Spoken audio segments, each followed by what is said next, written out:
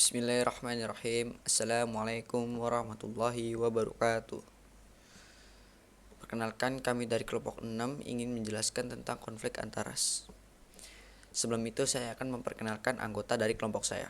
Yang pertama ada Freda Putra Perdana, absen 11. Gilang Ramdhani, absen 13. Saya sendiri Muhammad David Auzan, absen 19. Yang keempat ada Syafania Salsabila, absen 33. Yang terakhir ada Widyanur Agustin, absen 36. Kami dari kelas 11 IPS 4. Ras merupakan kelompok manusia dalam populasi besar yang didasarkan pada kesamaan ciri fenotip, letak geografis, tampang jasmani, dan kesukuan yang terwarisi. Istilah ras juga digunakan untuk menunjuk populasi manusia yang beraneka ragam genetik, dengan anggota yang memiliki fenotip tampang luar yang sama. Ras yang ada di dunia seperti ras kulit putih atau Kaukasia, ras kulit hitam atau Negroid, ras kulit kuning atau Mongoloid, dan lain-lain. Kondisi ini bisa menjadi salah satu pemicu timbulnya konflik. Konflik ras menjadi kondisi yang dapat menyebabkan timbulnya pertikaian dan perpecahan. Selain itu juga, pelaku rasis biasanya tidak menyadari bahwa tindakannya hanya melukai individu tersebut. Namun, juga merupakan penghinaan bagi semua ras yang diejek. Contohnya, ada konflik ras kulit putih dan kulit hitam di Amerika Serikat. Konflik antara ras kulit putih atau Kaukasia dan ras kulit hitam atau Negroid menjadi bukti sejarah bahwa negeri Paman Sam pernah menjadi cikal bakal munculnya sikap rasis. Hal ini dimulai saat abad ke-17, di mana bangsa Eropa berbondong-bondong memasuki kawasan negeri Paman Sam tersebut. Kedatangan bangsa Eropa yang mayoritas berkulit putih juga dibarengi kedatangan ras kulit hitam yang mereka bawa sebagai pekerja atau budak seperti dampak konflik agama. Sepanjang sejarah berlangsung, tradisi menjadikan ras kulit hitam sebagai budak masih terus berjalan meskipun zaman yang telah berlalu. Hal ini kemudian menimbulkan pemberontakan ras kulit hitam yang merasa didiskriminasi oleh ras kulit putih. Konflik horizontal tersebut masih kerap terjadi hingga saat ini. Namun, sejarah mulai berubah saat Barack Obama menjadi presiden pertama Amerika Serikat, di mana ia merupakan orang kulit hitam yang berhasil pertama membangkitkan kesadaran orang-orang kulit putih dalam memandang kesamaan hak dan kewajiban dalam kehidupan bernegara. Oleh karenanya, penerapan hukuman terhadap setiap tindakan rasis telah banyak dilakukan di negara-negara Eropa, seperti juga pengendalian konflik sosial. Analisis artikel dari sudut pandang teori interaksionisme simbolik. Dalam teks tersebut terdapat teori labeling, karena terdapat pernyataan tentang sikap masyarakat yang beranggapan bahwa orang ras kulit hitam itu selalu dijadikan budak. Di dalam teks tersebut berbunyi, di mana tradisi menjadikan ras kulit hitam sebagai budak terus berjalan meskipun zaman telah berlalu. Penyebab konflik antar ras. 1. Kepanikan budaya. Panik di sini berarti ada suatu rasa terkejut dari ras tertentu apabila ras lainnya yang notabene dekat memiliki kebudayaan yang berbeda. Budaya ini bisa berbentuk macam-macam, mulai dari tingkah laku sampai dengan fashion yang digunakan sehari-hari. Menyaksikan keragaman budaya dalam suatu daerah merupakan kekayaan tersendiri yang patut disyukuri. Namun, bagi pihak yang kaget akan budaya baru yang dibawa oleh ras tertentu, akan merasa bahwa budayanya terinjak-injak oleh budaya lain menurut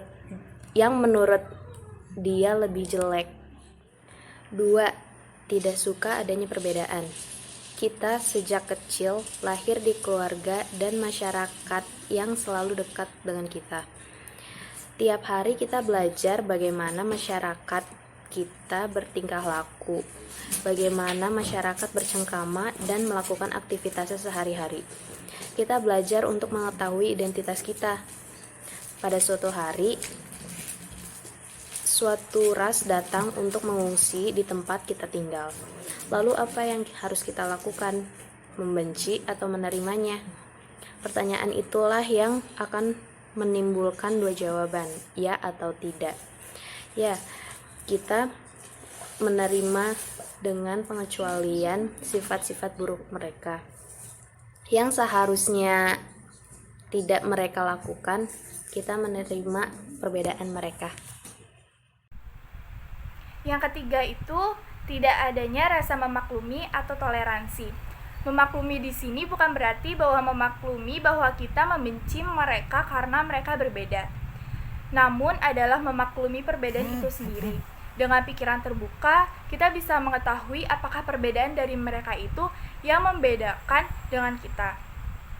Dengan mengetahui latar belakangnya, kita bisa belajar banyak mengapa mereka bisa berbeda dengan kita. Bagaimana mereka berjuang dengan perbedaannya, lalu dengan dibumbui rasa simpati tadi, kita akan belajar cara memaklumi sebuah perbedaan. Kita bisa melihat sebuah perbedaan tadi adalah suatu keistimewaan. Namun sayangnya, hal tersebut nampaknya belum bisa diaplikasikan ke masyarakat luas. Buktinya, masih banyak masyarakat yang triggered dengan hal yang menurut mereka berbeda. Hal serupa dapat kita jumpai di berbagai sosial media. Mereka sangat menjamur di sana. Yang keempat, rasisme yang masih marak. Entah bagaimana mulanya, kebiasaan kita di waktu kecil untuk mengejek orang lain masih saja diaplikasikan sampai dewasa. Hal ini sungguh mengecewakan, mengingat tingkat rasisme yang tinggi dapat ditemukan pada rentan usia remaja sampai dewasa, yang notabene atau kebanyakan sudah matang pikirannya. Sebutan-sebutan merendahkan untuk suatu ras masih saja diomongkan. Walaupun memang tujuan awalnya untuk bercanda, namun tidak setiap orang memiliki tingkat kesabaran yang sama. Ada orang yang terluka hatinya saat Anda panggil dengan sebutan yang kurang menyenangkan, walaupun kita tidak ada maksud sedikit pun untuk melukai. Mungkin bagi orang yang sabar, dia bisa menerima hinaan itu dengan senyuman, menganggapnya hanya candaan saja. Namun, bila bagi seseorang yang tidak terima akan panggilan tadi, bisa saja dia melakukan tindakan lain yang kurang bagus juga, mengatai balik dengan emosi, misalnya. Lalu kedua ras tadi saling menghina satu sama lain. Awalnya bercanda, lama-kelamaan makin serius. Akhirnya konflik merambat ke sosial media, di mana netizen bisa memilih siapa yang harus dibela dan mengatai pihak yang tidak disukai. Semua sama saja, dari candaan berubah menjadi permusuhan. Upaya penyelesaian masalah. Hal-hal yang perlu kita lakukan sebagai upaya mengatasi konflik SARA di Indonesia. Yang pertama, berdoa pada Tuhan Yang Maha Kuasa. Doa pada Tuhan sangat penting dalam kehidupan orang beriman. Melihat dari sila pertama Pancasila saja sudah menyiratkan akan betapa berharganya campur tangan Tuhan dalam hidup manusia.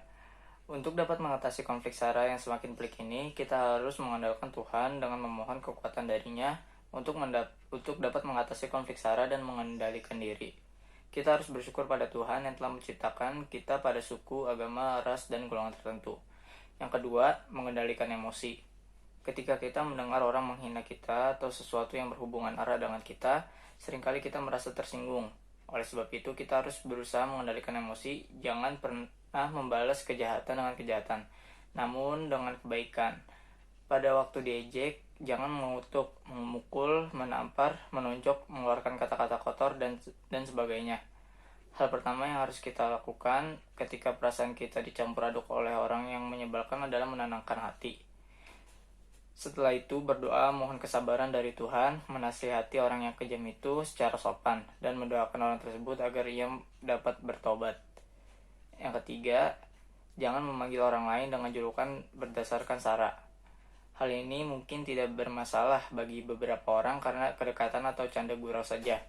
Namun, julukan dapat pula menyinggung perasaan orang lain. Misalnya, orang tertawa sambil memanggil seseorang yang belum terlalu dekat dengannya dan berkata, orang kaya baru, atau orang Cina bermata sipit.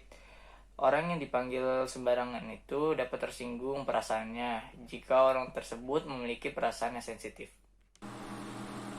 Upaya penyelesaian masalah yang keempat. Jangan menghakimi dan berpikiran negatif tentang suku, agama, ras, dan golongan yang berbeda. Dengan menghakimi orang lain, berarti merasa lebih baik darinya. Padahal semua orang sama-sama pernah berbuat dosa dan memiliki kelemahan. Orang yang suka menghakimi orang lain adalah orang yang sombong dan tidak menghormati Tuhan. Menghakimi itu hak khusus Tuhan saja, bukan manusia. Dengan memandang rendah dan menghakimi orang lain, berarti sama dengan mengambil alih kekuasaan Tuhan. Padahal bagaimanapun juga, hak sang pencipta yang kudus dan sempurna tidak bisa dibentak oleh manusia yang penuh noda. Upaya penyelesaian masalah yang kelima. Jangan memaksakan kehendak pada orang lain. Pemaksaan yang saya maksud di sini khususnya berkaitan dengan agama. Ada orang yang berpikir bahwa ia memeluk agama yang terbaik. Mungkin memang benar demikian. Jika ingin bersaksi tentang iman di agama tertentu boleh-boleh saja. Hal ini sering saya dan teman-teman saya lakukan. Namun yang salah adalah jika seseorang memaksakan kehendak pada orang lain untuk memeluk agamanya dengan menjelek-jelekan agama lain. Jika orang lain mau percaya, itu bagus. Namun bila tidak percaya pun juga tidak masalah. Mungkin itu saja yang dapat kami sampaikan dari kelompok konflik ras. Kurang lebihnya mohon maaf. Terima kasih sudah nonton. Jangan lupa like, comment, dan subscribe. Wassalamualaikum warahmatullahi wabarakatuh.